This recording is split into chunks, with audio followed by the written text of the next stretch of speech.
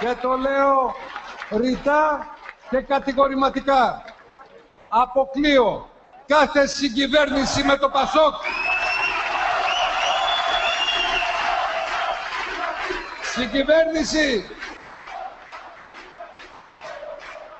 Συγκυβέρνηση θέλουν τριών ειδών συμφέροντα.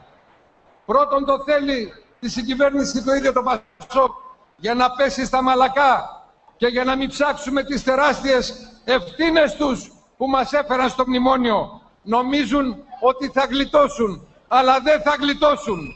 Δεύτερον, τη συγκυβέρνηση τη στηρίζουν όλα εκείνα τα συμφέροντα και όλες εκείνες οι συντεχνίες που δεν θέλουν να αλλάξει τίποτα στην Ελλάδα. Και όσο το ΠΑΣΟΚ είναι στα πράγματα, ακόμα και με δεύτερο ρόλο στην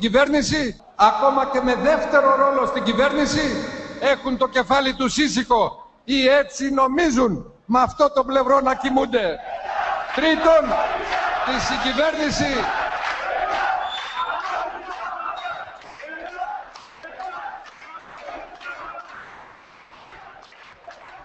τη συγκυβέρνηση τρίτον τι θέλουν όλες αυτές οι δυνάμεις μέσα ή έξω από την Ελλάδα που θέλουν μια κυβέρνηση αδύναμη και μια κυβέρνηση ελεγχόμενη.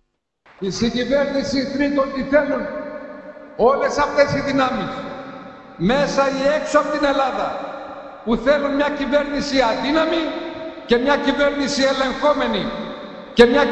ελεγχόμενη.